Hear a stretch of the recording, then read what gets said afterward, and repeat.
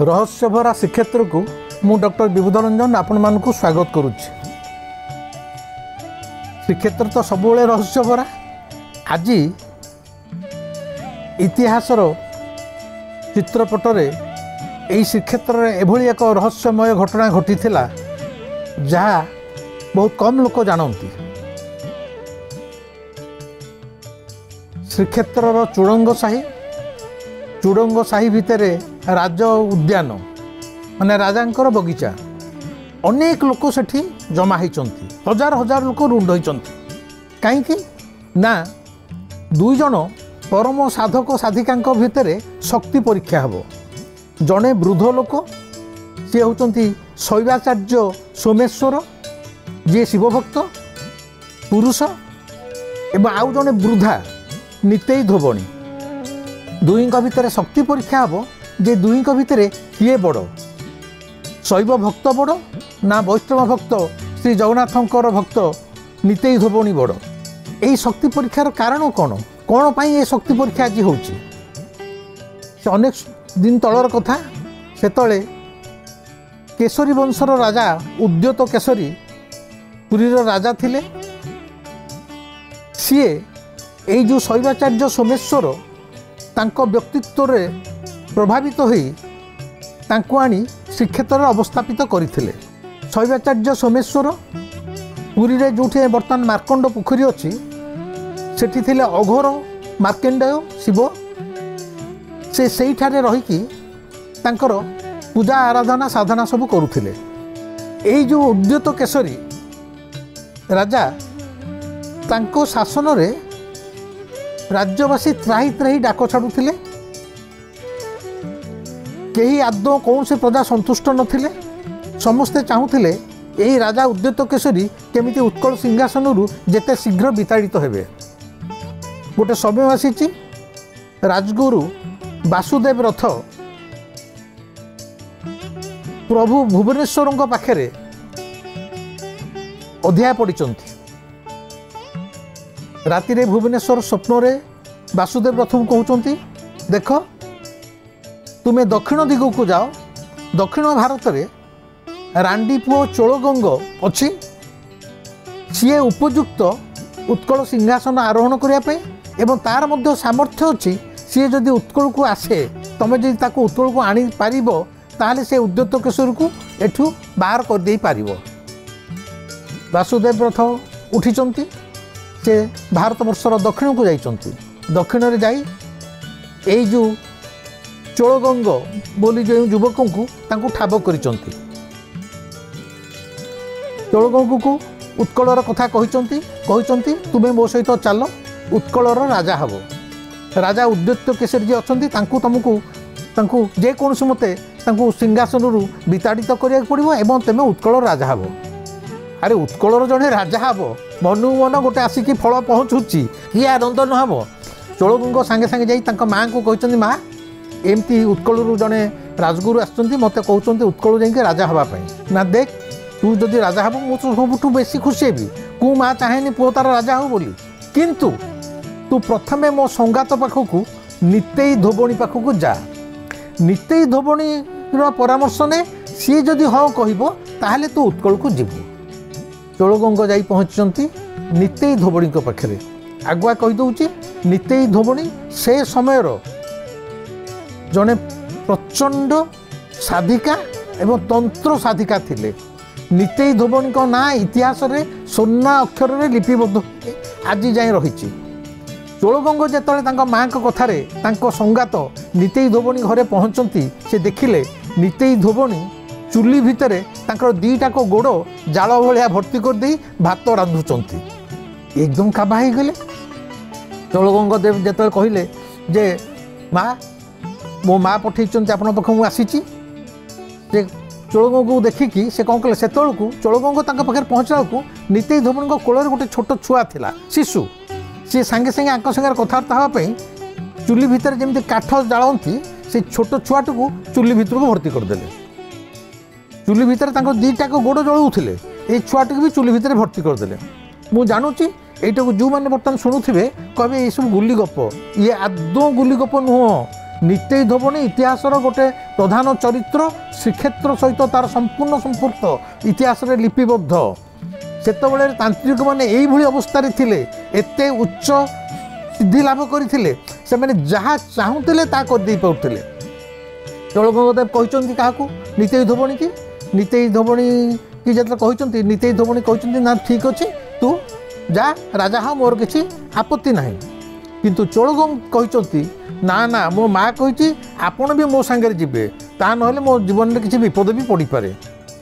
से तो नितेई धोबणी हसीचंती कहते हौ पुओ चल जा यह कही चोलगंग एवं नितेई धोबणी आसी श्रीक्षेत्र में पहुँची श्रीक्षेत्र में पहुँचला नितेई धोबणीकर चमत्कारिता सारा दुनिया देखा आरंभ है बजार घाट में पनीपरिया जहाँ जिनपतर थी हठात उभेज राजनगर भितर विष्टा अलिया आवर्जना दूर दूर ही वर्षा हो पड़ो राजा उद्यत केशरी खाई बसी थे अन्न थाली रे विष्टा आसी पड़ज शोथे हठात लुगापटारे निआ लगिज एपरिक है राजा राणी शोथे दुई दुईटा कंकाल आसी बेकू माडी बसवे ये सब हूँ तांत्रिक नितेई धोबणीकर करामती एभली अवस्था है राजा उद्यत केशरी आउ राज्य शासन करिवार अवस्था रहिले प्रति समय रे विभिन्न प्रकार अघटन घटिला जिनपतर उड़ीजा विष्टा पड़ा निआ लगिज राति फेर किए आसी कंकाल माड़ी बसवा से डरी मरी सिंहासन छाड़ी उत्कल छाड़ीदेले चोलगंग राजा हेले चोलगंग जो राजा हेले ता पूर्व मु कही उद्यत केशरी सोमेश्वर शैवाचार्य सोमेश्वर को आनी रखी शैवाचार्य सोमेश्वर मध्य जड़े बड़ साधक वृद्ध लोक सी श्रीक्षेत्र रही सी जगन्नाथंकर महिमा को आदौ ग्रहण करुले सी कहते शिव ही बड़ जगन्नाथ किछि नुहंती तेणु से जगन्नाथ को खातिर करुले एवं जेहेतु सोमेश्वर शैवाचार्य सोमेश्वर बहुत दिन है उद्यत केशरी द्वारा आसी श्रीक्षेत्र रही अनेक चेला चामुंडा सब सृष्टि होते शिष्य शिष्या सृष्टि होते से कहीं जगन्नाथ को विश्वास करुले कि खातिर भी करुले किंतु ए जगार ये जो आमर नितेई धोबणी आसी पहुँचले सी अत्यंत जगन्नाथंकर भक्त जगन्नाथ तांको सबकि गोटे जंगल में जोड़े जोड़े सिंह रे कलिकजियाटा तो थय अविकल से घटिला श्रीक्षेत्र में कौन ना जो सोमेश्वर शैवाचार्य सोमेश्वर को जो शिष्य शिष्या बा चंडी चामेंडा चेला चामेंडा एवं आंकर मध्य नितेई धोबणीकर अनेक फलोअर्स आसीगले सब कारण ये जगन्नाथ भक्त सबुबले तांको भितर कली टपर गाड़ी मत पार्थक्य तर्क वितर्क लगी रहिला आर गोटे समाधान सबुदिन पर हवा उचित प्रकृत में शैवाचार्य सोमेश्वर बड़ तांकर शक्ति बड़ बेसी ना तंत्र साधिका नितेई धोबणी बड़ से सकाशे मुझे प्रथम कही चुरंग साही राज उद्यान बा राजबाटिकार गोटे शक्ति परीक्षा पर लोक गदा होती शक्ति परीक्षार से दिन दिन थिला लोक माने गदा एवं शैव भक्त सोमेश्वर आसी छिड़ा होती एने तंत्र साधिका नितेई धोबणी भी छिड़ा होती केवल अपेक्षा राजांकर आसियापी विजय काहाली बाजिला राजा चोलगंगदेव आसीचंती चोलगंगदेव बसला परे कहले देखंतु आज आपण दुही भितर मु कहूनी किए सान किए बड़ आपण दुहे जाक आपण निज निज क्षेत्र में बड़ आपण दुहे जाक प्रचंड साधक किंतु सबुदिन ये कली तकराल मु तूर रक्षा पाइबापी आज गोटे परीक्षा होया कहीकि आगे गोटे हेमदस्ता पुआ थुआला आपण मैंने हेमदस्ता पुआ जानी थे आजिकलिका पिला माने हुए तो जानी नथिबे कि ना शुणी नथिबे हेमदस्ता पुआ लुहार गोटे बड़ बाल्टी भाया जहाँ भितर सब आगे कुटा होता हेमदस्ता पुआ थुआला ता भितर चषु भर्ती कर दिगला चषु कौन धान मिल रे पोषा हो गला पर जो चषु गुड़ाक बाहर चषु भर्ती कर दिगला चषु भर्ती करके गोटे पुआ धरी दिगला राजा कहले ये चषु को कुटा हम जी ये चषु भितर कुटी कुटी चाउल बाहर करदेव से ही हम बड़ ए शक्ति परीक्षा सी विजय लाभ कर अनुसार प्रथम दिगला सोमेश्वर शैव भक्त सोमेश्वर को सोमेश्वर जमती हेमदस्ता पुआ धरी छिड़ा होती जो शिष्य शिष्या जय महादेव जय हो जय सोमेश्वर जय हो बोली एकदम गगन पगन प्रकम्पित है सोमेश्वर कुटिबा आरंभ कले घंटे गला आउरी किछि समय गला झाल नाल हो गले सहज बुढ़ा लोक जिते कुटी कुटी कुटी मध्य चषु भितर गोटे चाउल दाना बाहरला नहीं से कहले नहीं महाराज मु वर्तमान विश्राम नौ मो हाथ में चाउल बाहरला नहीं तापर आसिले तंत्र साधिका नितेई धोबणी जमती आसी छिड़ा होती जो मैंने सब जगन्नाथ भक्त समस्ते जय जगन्नाथ कहीकि गगन पवन प्रकम्पित कले नितेई धोबणी श्री जगन्नाथ को मुंडिया मारी समस्त आगे कहले प्रभु मु तोर भक्त मु तोते भल पाए तो पाई मोर ये जीवन तू आज तोर भक्तर मान रक्षा करू ना कौन करू से तू जाने कहीकि हेमदस्ता पुआ कुटिबा आरंभ कले